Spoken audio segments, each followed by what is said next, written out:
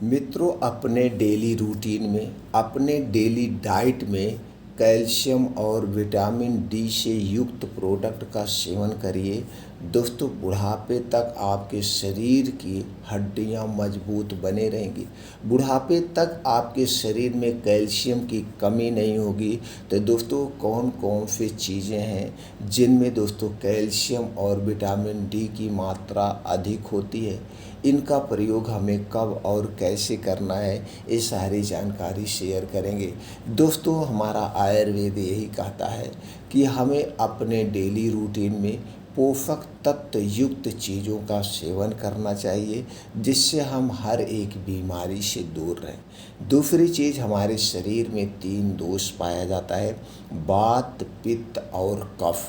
दोस्तों, हमारे शरीर का ये वात, पित्त, कफ अगर बैलेंस में रहता है, बढ़ता नहीं है, तो दोस्तों हम 100% निरोग रह सकते हैं। तो इसके लिए दोस्तों हमें क्या करना चाहिए? वात, पित्त, कफ को बढ़ाने वाली जो चीज़ें हैं उनका सेवन नहीं करना चाहिए। वात, पित्त, कफ क्या है, इस पर डिटेल में अलग अलग दोस्तों हम वीडियो अपलोड कर चुके हैं। आप उन्हें सुन करके आप वात, पित्त, कफ को बढ़ाने वाली चीज़ों का आप त्याग करके अपने शरीर को स्वस्थ और निरोग रख सकते हैं। तो चलिए दोस्तों, आज के वीडियो में हम ये जानते हैं कौन कौन से फूड हैं, कौन कौन से वो बीन्स हैं जिनमें दोस्तों कैल्शियम और विटामिन डी अधिक मात्रा में पाया जाता है, जिन्हें खाने से दोस्तों हमारे शरीर की हड्डियां मजबूत बनी रहेगी। पहली चीज़ है दोस्तों डेयरी प्रोडक्ट।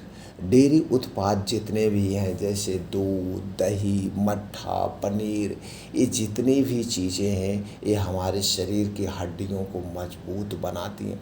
लेकिन ये जो डेयरी प्रोडक्ट है दोस्तों, बाहर की कंपनियों के नहीं चाहिए। पैकेट वाले दही, दूध, मट्ठा, पनीर नहीं चाहिए, क्योंकि दोस्तों ये जितने भी बिजनेसमैन हैं सब अपने स्वार्थ के लिए दोस्तों ये कुछ ऐसी चीज़ों से बनाते हैं, जैसे पनीर हुआ पाउडर से बनाते हैं, कि कोई आलू डालते हैं। आप तरह तरह की बातें सुनते होंगे। तो जब भी आप दूध का प्रयोग करना, अपने घर का दूध होना चाहिए, घर की दही होनी चाहिए। पैकेट की दही, दूध नहीं चाहिए। दोस्तों, जो पैकेट की दही होती है वो शुद्ध नहीं होती है और उसे प्लास्टिक में रखा जाता है, जो हमारे स्वास्थ्य के लिए हानिकारक है। तो दूध, दही, मट्ठा अपने घर का खाइए, आपके शरीर में कभी प्रोटीन की कमी नहीं होगी। अगर हम 1 कटोरी दही रोज़ ले रहे हैं तो भी हमारे शरीर में कैल्शियम की कमी नहीं होगी। अगर 1 गिलास दूध ले रहे हैं तो दोस्तों हमारे शरीर में कभी विटामिन डी वगैरह की कमी नहीं होगी। तो दूध, दही, मट्ठा, पनीर ज़रूर अपने डेली रूटीन में शामिल करिए। अगला है, अगर आप मांसाहारी हैं तो दोस्तों आप अंडों का सेवन कर सकते हैं। अंडों में वो सारे न्यूट्रिएंट्स पाए जाते हैं, वो सारे प्रोटीन्स, विटामिन्स पाए जाते हैं जो हमारे शरीर को ग्रोथ करने में मदद करते हैं। तो दोस्तों आप अंडों का सेवन कर सकते हैं। अगर आप अंडों का सेवन नहीं करते हैं तो उसके स्थान पर दोस्तों आप मशरूम का प्रयोग कर सकते हैं। शाकाहारी लोगों के लिए दोस्तों विटामिन डी से भरपूर फूड में मशरूम सबसे अच्छा ऑप्शन है। इसमें protein, phosphorus, potassium, copper, antioxidant, vitamin B, vitamin C की अच्छी मात्रा होती है। तो दोस्तों आप मशरूम का सेवन कर सकते हैं। तो चलिए जानते हैं आपको मशरूम कब और कितनी मात्रा में लेना। दोस्तों, मशरूम की सब्ज़ी जब भी खाना, आप दिन में खाना, क्योंकि इसमें हाई प्रोटीन, हाई न्यूट्रिएंट्स पाए जाते हैं। रात में इस सब्ज़ी का सेवन मत करना और इस सब्ज़ी को बनाना तुरंत ताज़े खा लेना। इसकी सब्ज़ी बासी नहीं खाना। बासी सब्ज़ी खाने से दोस्तों इसके सारे न्यूट्रिएंट्स नष्ट हो जाते हैं। और मशरूम की सब्ज़ी को कभी दोबारा गर्म करके भूल से मत खाना। दोबारा गर्म करके खाने से इसकी जो है विषाक्तता बढ़ जाती है, इसमें कुछ विषैले रासायनिक तत्व घुस जाते हैं। इसलिए दोस्तों मशरूम की सब्ज़ी को गर्म करके नहीं खाना चाहिए। कुछ ड्राई फ्रूट्स हैं जिसमें दोस्तों प्रचुर मात्रा में कैल्शियम पाया जाता है, विटामिन डी पाया जाता है, जिसमें से एक दोस्तों ड्राई फ्रूट है, वो है बादाम। दोस्तों बादाम हमें ज़रूर खाना चाहिए। बादाम कैल्शियम रिच आपको हड्डियों को मजबूत बना देता है। इसमें कैल्शियम अधिक मात्रा में पाया जाता है। तो चलिए मित्रों, जानते हैं एक दिन में हमें कितनी बादाम लेना चाहिए। बादाम जब भी खाना दोस्तों, इसे भिगोकर खाना सबसे उत्तम माना जाता है। अगर आप हमेशा बादाम खाना चाहते हैं तो 8 से 10 बादाम आप इसे रात में मिट्टी के बर्तन में भिगो दीजिए, और सुबह जब आप योगा प्राणायाम मेडिटेशन करके आएंगे तो दोस्तों इस बादाम को आप ऐसे बैठ के चबा चबा के खा जाइए। बस इतना ध्यान देना है, बादाम खाने के 1 घंटे पहले और बादाम खाने के 2 घंटे बाद तक आपको पानी नहीं पीना है। इस बात का आपको ध्यान देना है, पानी नहीं पीना चाहिए। और दोस्तों, बादाम को खाने का तो कई तरीका है। आप इसे ऐसे ड्राई फ्रूट के तौर पे लड्डू बना के खा सकते हैं। आपके घर में कुछ मीठा बन रहा है, सेवई बन रही, खीर बन रही, उसमें भी डाल सकते हैं। लेकिन सबसे अच्छा तरीका है भिगो कर खाने का। लेकिन बादाम खरीदते समय एक सावधानी आपको बरतना होगा। दोस्तों, बादाम 2 टाइप की आती है, एक खट्टी बादाम और एक मीठी बादाम। आपको खट्टी बादाम कभी नहीं लेना चाहिए। खट्टी बादाम में साइनाइड टाइप का पॉइजन पाया जाता है जो हमारे स्वास्थ्य के लिए हानिकारक है।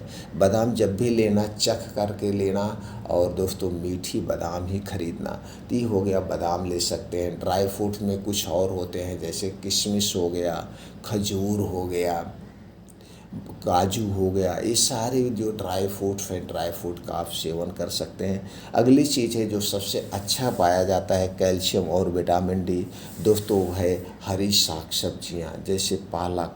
पालक में भी दोस्तों विटामिन डी, कैल्शियम प्रचुर मात्रा में पाया जाता है। तो जो मौसम के हिसाब से हरी साग सब्जियाँ हैं दोस्तों, इनका सेवन हमें ज़रूर करना चाहिए। लेकिन मौसम के हिसाब से जितनी पत्तेदार साग सब्जियाँ हैं इनका सेवन जब भी करना दिन में करना। साग का सेवन रात में नहीं करना चाहिए, क्योंकि इसमें फाइबर और विटामिन से ज़्यादा होते हैं और रात में हमारा पाचन तंत्र स्लो हो जाता है। इसलिए जब भी साग का सेवन करना दिन में करना। और दोस्तों, कैल्शियम और विटामिन डी का एक ज़बरदस्त आइडिया आपको बताने वाले हैं। मात्र सबसे सस्ता और सबसे अच्छा, मरते दम तक आपके शरीर की हड्डियाँ कमज़ोर नहीं पड़ेंगी, हड्डियों से संबंधित कभी दर्द नहीं होगा, और आपको दोस्तों गठिया बाई बताश की कभी समस्या नहीं होगी। वो है दोस्तों यही पान में खाया जाने वाला चूना। पान में जो खाया जाता है चूना, इसका सेवन आपको कैसे करना चाहिए वो जानते हैं, किसे नहीं करना चाहिए वो भी बताते हैं। दोस्तों, पान में खाया जाने वाला चूना आप लाइए। आपको कितना लेना है? 1 ग्राम। अब 1 ग्राम आप कैसे वज़न करेंगे?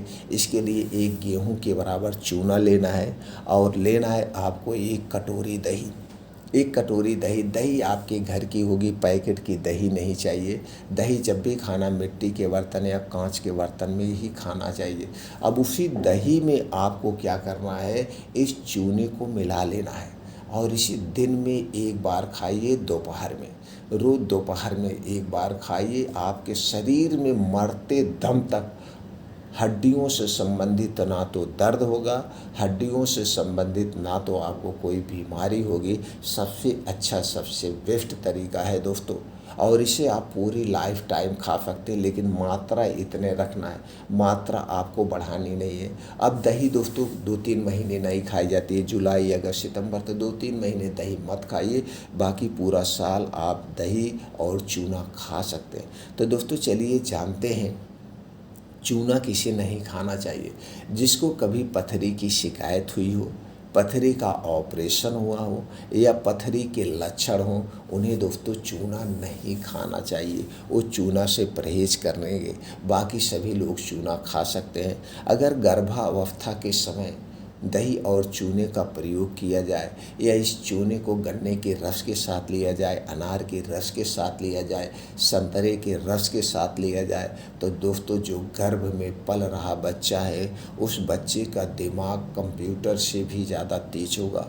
वह बच्चा अपने जीवन में स्वस्थ और निरोग रहेगा, उसे कभी कोई बीमारी नहीं होगी। ऐसा दोस्तों आयुर्वेद में चूने के महत्व के बारे में बताया गया है। तो दोस्तों आप समझ गए होंगे दही और चूना खाने के फ़ायदे के बारे में। तो दोस्तों ये थे कुछ प्रोडक्ट जिन्हें आप अपने डेली रूटीन में शामिल करके दोस्तों अपने शरीर की हड्डियों और मांसपेशियों को मजबूत बना सकते हैं। कैल्शियम और विटामिन डी की कमी से जो कमी होती है उसे पूरा कर सकते हैं। और दोस्तों ये एक मुफ्त का इलाज है, मुफ्त का है, इसे आप ले सकते हैं। सूर्य की धूप, दोस्तों सूर्य की धूप में विटामिन डी प्रचुर मात्रा में पाया जाता है। तो दोस्तों रोज़ उगते हुए सूरज के सामने आपको 40 से 45 मिनट बैठना है।